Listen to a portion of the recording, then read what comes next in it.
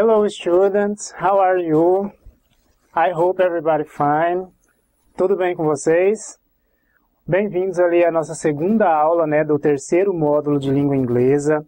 Espero, né, que vocês tenham aproveitado ali a primeira aula, que tenham, né, conseguido ali desenvolver os exercícios. E vamos lá, né, estudar um pouquinho, né, vermos um pouquinho mais sobre verbos, né? Se vocês deram uma folheada aí no material de vocês, vocês perceberam, né, que basicamente todo esse módulo nós vamos tratar sobre verbos, tá? Então ali, é uma das formas, né, de nós adentrarmos ali a língua, né, e compreendermos ali o funcionamento, o uso dos seus verbos, enfim. Então aqui, bem-vindo, né, à segunda aula, né, de língua inglesa. Hoje nós vamos voltar a falar também um pouquinho sobre verbos, tá?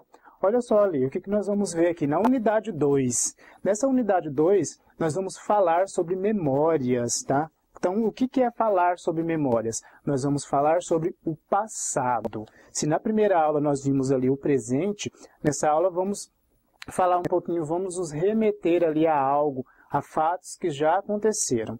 Então, quais são os objetivos que nós estabelecemos ali para essa aula? Os objetivos são usar o verbo, né, o passado simples, tá?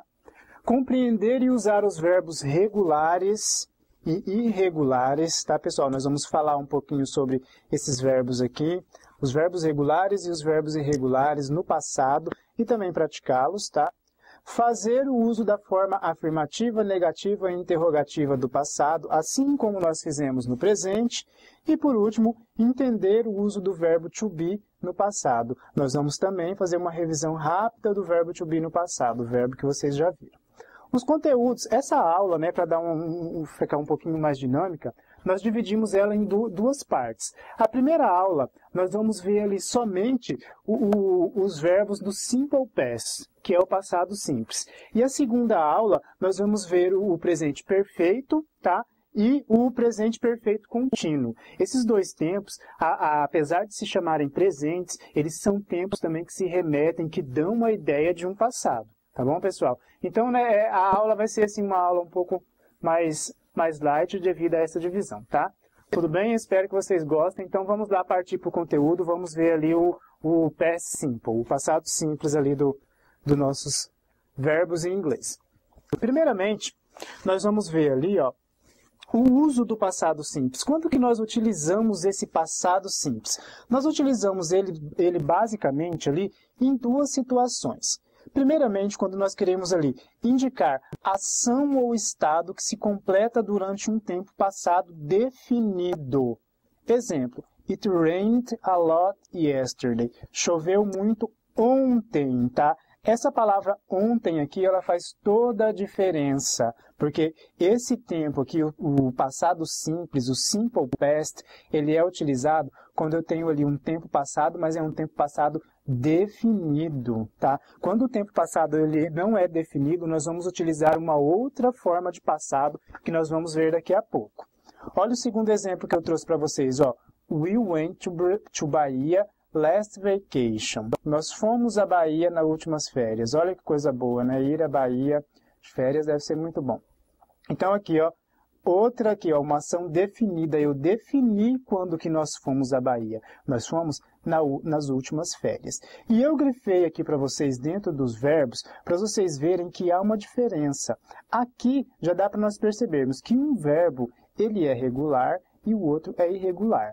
Mas mais à frente nós vamos ver ali o que marca bem essa diferença, né, entre verbos regulares e irregulares. Por enquanto, nós estamos só prestando atenção no seu uso. O segundo uso que nós elencamos aqui para vocês do Simple Past é que a ação, ele indica uma ação que ocupou um período de tempo no passado também, tá? I worked in a bank for 10 years. Eu trabalhei em um banco por 10 anos, tá? É uma ação que já está ali, ocupou um tempo durante o passado, mas que hoje eu não faço mais. Eu trabalhei por 10 anos, hoje eu não trabalho mais. They lived in Recife from 98 to 1992. Então, ele viveu em Recife de 1980 até 1992, tá? Então, basicamente, são esses dois usos que eu tenho ali para o Simple Past. Ações no passado, mas com um tempo definido, e ações que ocuparam um tempo no passado, mas que já acabaram. Para seu estudo ali, os verbos no passado, eles são divididos, como eu já tinha dito para vocês, em duas partes, que são os verbos regulares e os verbos irregulares. Mas essa divisão, ela é uma divisão puramente didática, tá, pessoal? Tá? Para facilitar ali o estudo desses verbos, tá? Então, agora que nós vamos ver ali, quais são esses dois grupos ali, dos verbos regulares e dos verbos irregulares. Mas antes de nós entrarmos ali, lembra-se que lá no presente simples eu mostrei para vocês ali alguns advérbios que caracterizam esse tempo? No passado nós também temos. Esses são esses advérbios que estão ali, ou então locuções adverbiais, tá? Ó. Yesterday, ontem. The day before yesterday, antes de ontem. Last week, semana passada. Last night, na noite passada. Last year, no ano passado. A week ago, há uma semana. A year ago, há um ano, ou então a month ago, há um mês. Toda vez que vocês virem essas locuções, esses advérbios aí, vocês já vão ali desconfiem que essa frase provavelmente está no passado. Tá? No passado simples, ou ela se remete ao passado. Tudo bem? Então, ali, continuando, nós temos ali, agora nós vamos às divisões ali dos verbos regulares e dos verbos irregulares. Vamos partir ali o nosso estudo dos verbos regulares, tá? Por que esses verbos, né? Normalmente, quando nós estamos apresentando o passado, nós partimos dele. Por quê? Porque eles são mais fáceis, porque eles têm uma regularidade, tá? Por isso chamado de verbos regulares. Os verbos regulares, eles têm uma coisa em comum. Todos os verbos regulares no passado, eles terminam em ed, tá? Toda vez que você vê um verbo, uma palavra, é um verbo, basicamente, né? Porque existem palavras em inglês, obviamente, que terminam em ed. Mas um verbo, e ele terminar em ed, ele é um verbo regular e ele está no passado, tá, pessoal? No entanto, né, existem algumas regras que nós temos que considerar antes de colocarmos o ed. Não é simplesmente, o verbo é regular, coloco o ed, não.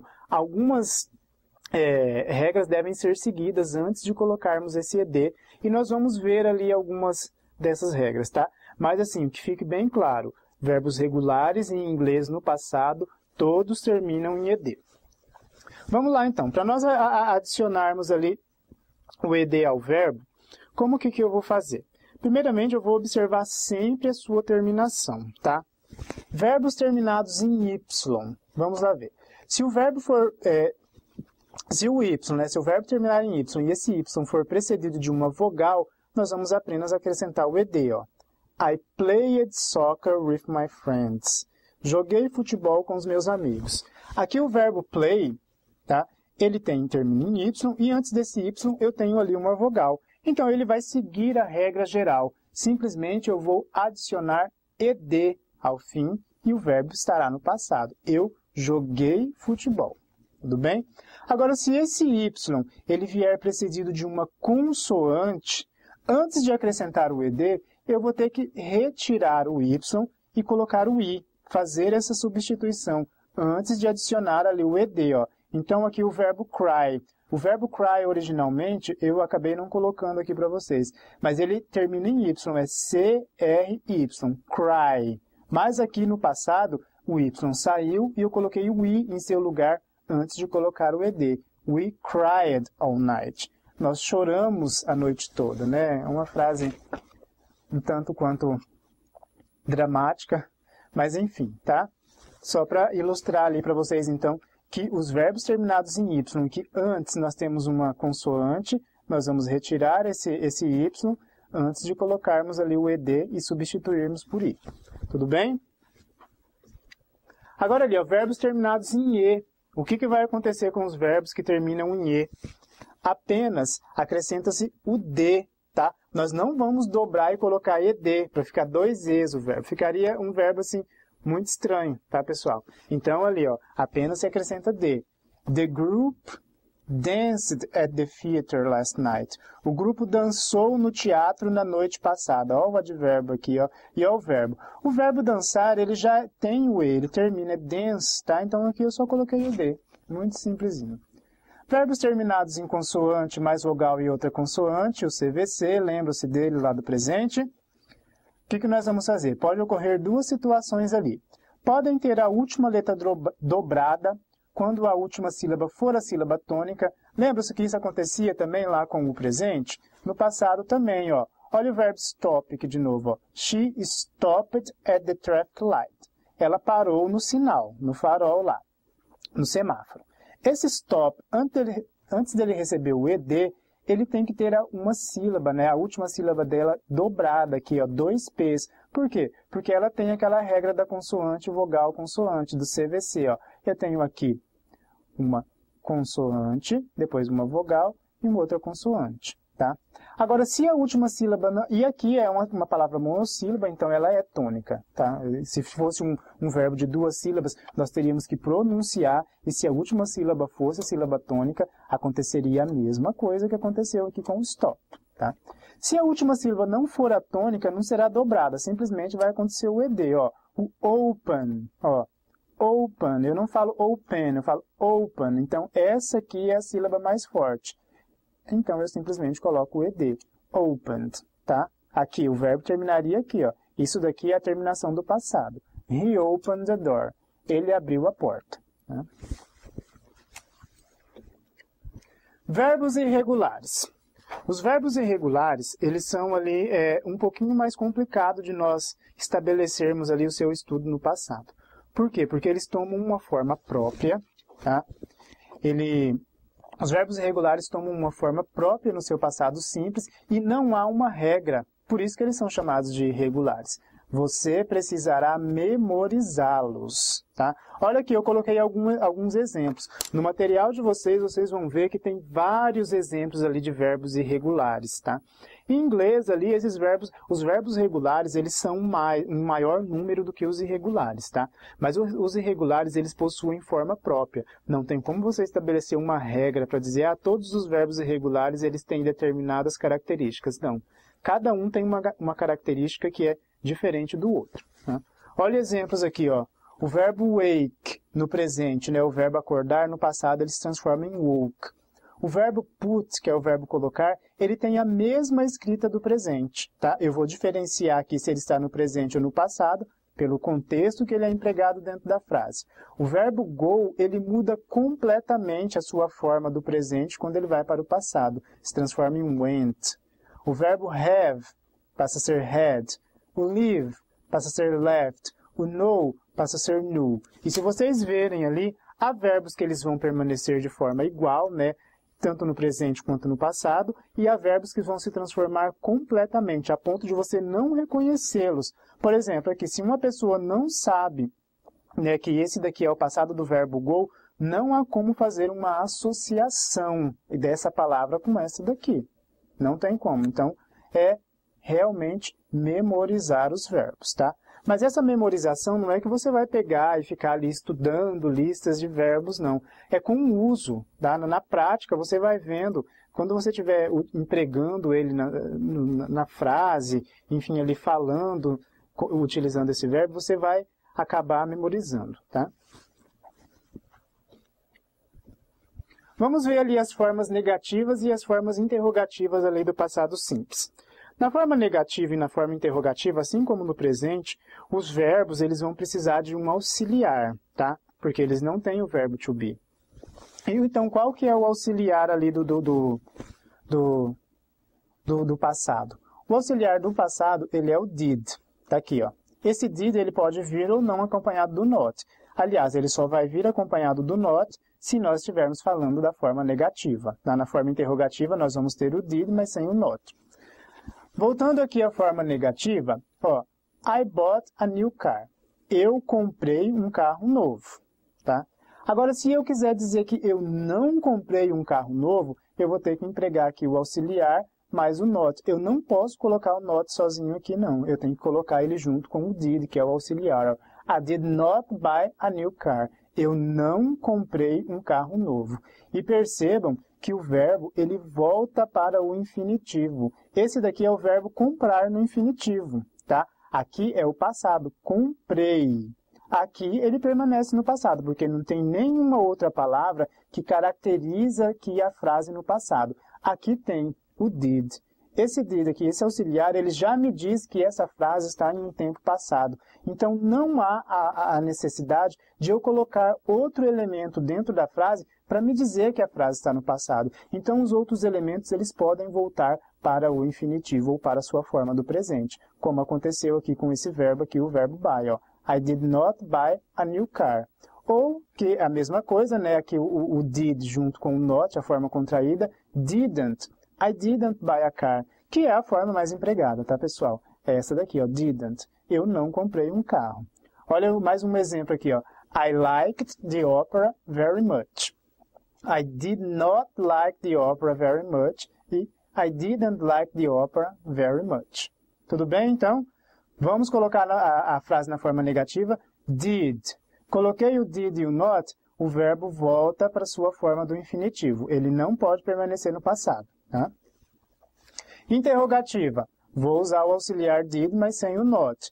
O que eu vou fazer? Assim como eu fazia as perguntas lá do verbo to be, assim como eu fazia as perguntas lá do simple present, eu vou fazer aqui no simple past, mas é claro, né, mudando ali a escrita da palavra. Lá era do e o verbo to be nós empregávamos um dos verbos. Aqui eu vou colocar o did sempre no início da oração. Ó. He bought a new car. Ele comprou um carro novo. Para eu fazer a pergunta, eu coloco aqui, ó, did he buy a new car? Ele comprou um carro novo? Aqui o verbo voltou para o infinitivo, porque esse auxiliar aqui já diz que a frase está no passado, tá? É assim que eu vou ler, ó. Ele comprou um carro novo? Ele não tem tradução isso daqui. Esse auxiliar só está me dizendo que essa frase, que esse verbo aqui está no passado. E que é uma pergunta, claro. He liked the opera very much. Did he like the opera very much? Aqui, pessoal, vocês vão me perdoar, mas eu esqueci de colocar o ponto de interrogação, mas é uma pergunta, tá? Estamos na forma ali interrogativa. Verbo to be, né? Vamos fazer ali uma revisão ali desse verbo no passado. O verbo to be no passado, ele é muito simples, tá? Ele tem ali apenas duas formas. Que formas são essas? O was e o were. E assim como no presente, cada um dos pronomes ele vai ter uma forma específica. Com o I sempre vai ser o was, com o you, o were, o he, she, it, was, o we, you e they, were. Muito simples, tá? Só vai mudar a forma escrita, tá, pessoal? Mas a estrutura é a mesma. Na negativa, assim como no presente, nós vamos colocar o not para dizer que é negativa. I was not ou wasn't. You were not ou weren't, né? A forma contraída. E aqui todas as formas que já são conhecidas da gente, tá? Sempre colocando o not após o verbo to be. E para interrogativa, eu coloco ele na frente do sujeito. Was I, were you, was he, was she, was it, are we, are you, are they. Muito simples. Isso aqui é só uma revisão. Eu quis trazer esse quadro aqui para vocês para relembrar, né, que o verbo to be ele também pode ir para o passado. Mas o nosso foco aqui são os verbos regulares e os verbos irregulares, né, nos quais nós não temos a presença do verbo to be. São outros verbos que participam ali da construção da nossa frase, tá? Então, pessoal, essa foi ali a nossa aula sobre o passado simples, tá? Eu espero que vocês tenham compreendido. Qualquer coisa também nós temos ali o nosso chat, o nosso fórum. Vocês podem ali enviar suas dúvidas, os seus questionamentos, tá? E que eu vou procurar ali responder, né, da melhor forma possível. Tudo bem? Então, ali, eu espero que vocês tenham aproveitado a aula de hoje. Espero que tenha sido produtiva. Bons estudos aí e até a próxima aula.